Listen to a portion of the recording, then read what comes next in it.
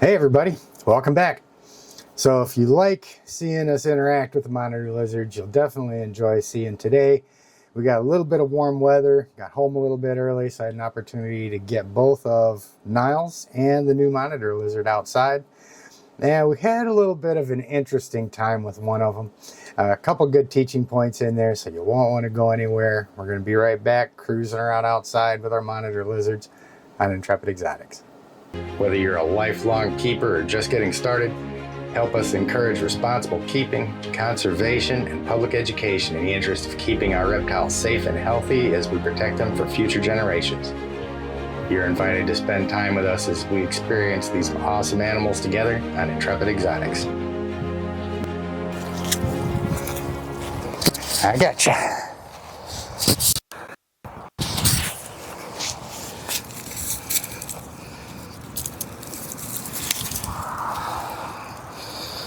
All right. I'll just pick him up and carry him back. It's okay, bud. Easy does it. There we go.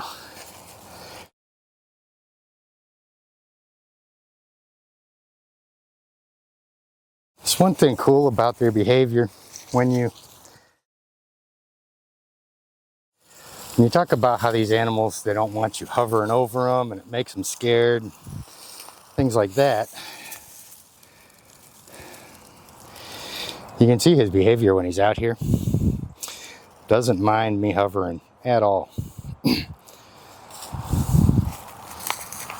that right?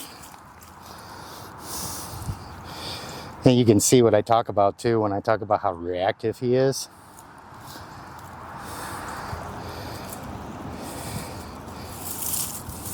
He will go up on point at the drop of a hat. And you really got to wonder what he's thinking.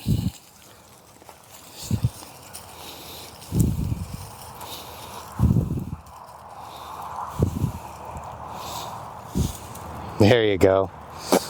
Ooh, damn. Somebody's butt just exploded.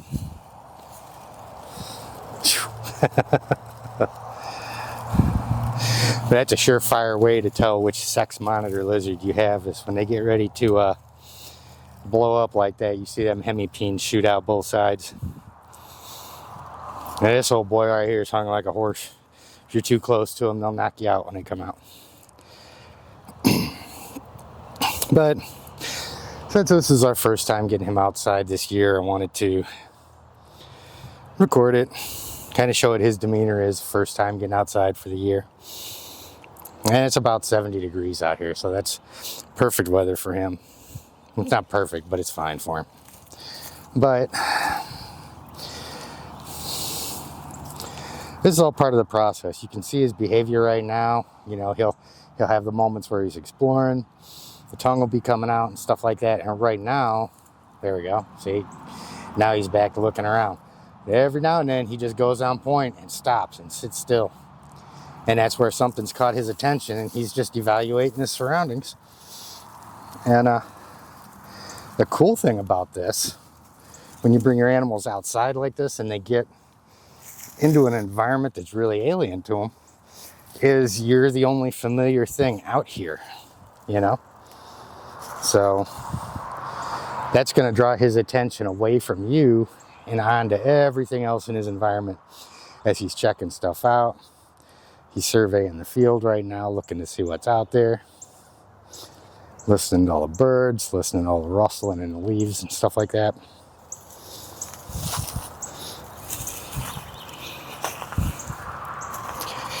And there's actually a stream in the backyard over there that in the summer times when it's cleaned out and it's full, I'll take him back there and just let him swim down the stream. It's only a foot, maybe two tops wide at its widest point. But it gives him enough water to just swim through, and I can walk along the bank with him. He absolutely loves it. Ain't that right, bud? I know there's not a whole lot of close-up stuff because I don't have a cameraman out here, and I just wanted everybody to just kind of see basically what it looks like taking him outside. couple things you'll notice when you've got these guys on their leash is you don't drag him around by it. This leash is only to keep him from getting away from me. If he was to get freaked out and start flopping around, I wouldn't hold him by the leash. I'd use it just to keep him long enough for me to get my hands on him. And that's where you'll see a lot of us get ripped up by their claws.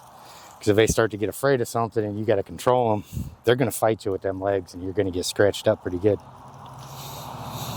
And this guy is really powerful. So when he decides he wants to fight and get away and all that stuff, you get your hands full with him. It's funny, I've got the new neighbors outside walking their dog around in the yard too. I don't know that they've ever seen Niles before, so should they decide to look over here and see him, they might be in for a bit of a shock.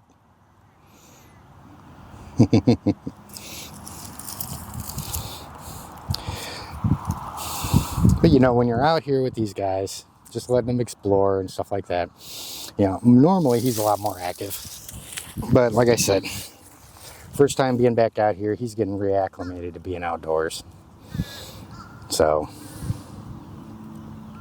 he's just gonna sit here and keep his eyes open and his ears open and get comfortable with your environment, right?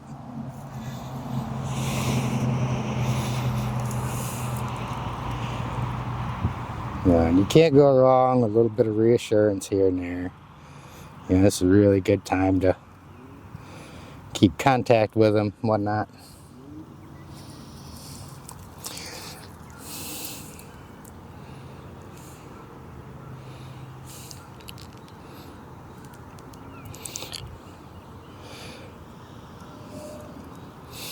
Bit more of a close-up of him. You can see, you know, he's just soaking in his environment. I mean, those bird-like movements that he's got when he is checking stuff out. See, this is the kind of thing that is so beneficial to an intelligent animal. You know, if they stay locked in a box 24/7, 365, you know, it doesn't give them an opportunity for them to naturally, you know, have their brain working like it normally would. Yeah, so it's a lot more healthy for them to come on out, get to explore a little bit, check everything out.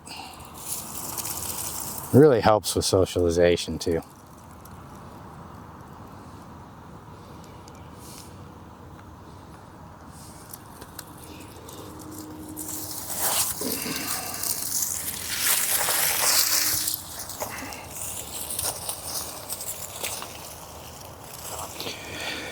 And one thing that you will notice this guy does is he does like his house. He does know how to get back to it. So it doesn't take him long before he wants to start walking back for the door.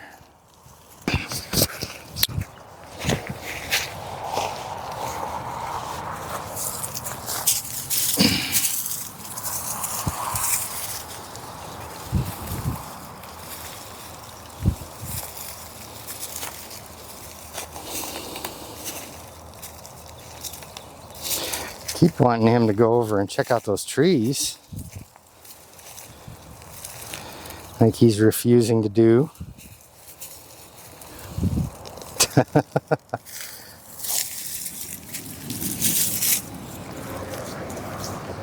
Here, bud, check stuff out.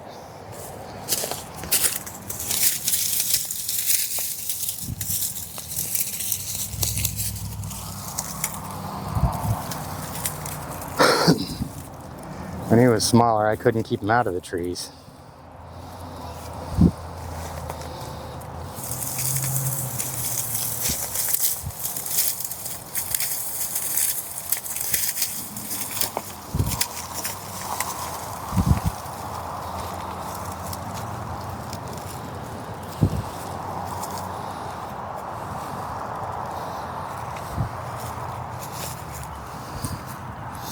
What you doing, buddy? Digging some outside time. Come here.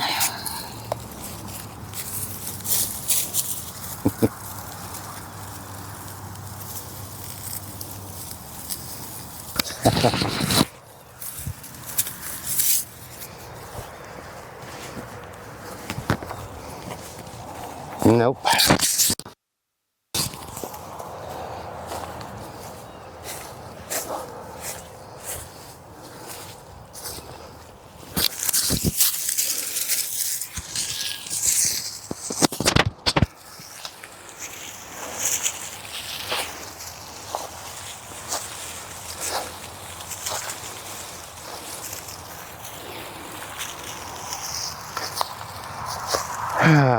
So anyway, just a quick video today. Wanted to show bringing him outside and some of the fun of handling him while he's out here.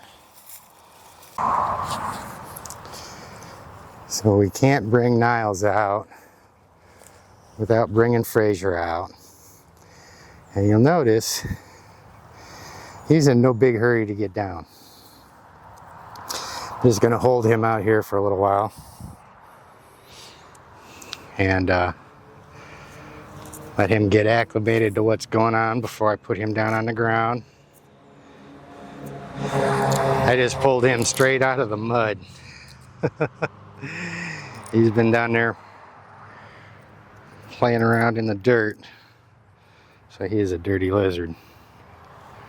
But I'm gonna really capitalize on this little bit of bond that we've got going on so far and just let myself be his sense of security. Because like I said with Niles, right now I'm the only familiar thing to this guy. Is that right? The only thing you recognize. Everything else is weird. Right? Let's walk out in the yard a little bit. What you think? Just down in some grass?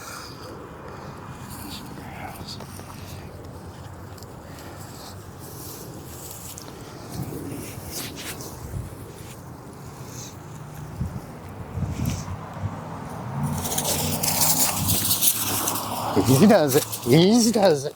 Easy does it. Easy does it. Easy does it. Easy does it. Easy does it. Okay. So that is exactly what I talk about. And like I said, this is the first time I've had this guy out. So you gotta be prepared for this stuff. But like I said, that's what you do when they start losing it like that. You use that leash just enough to keep them from getting away from you. And then get them calmed down. Get right, buddy. You're okay. You're okay. Just gonna let him calm down for a minute. He's probably gonna try and bolt when I put him down.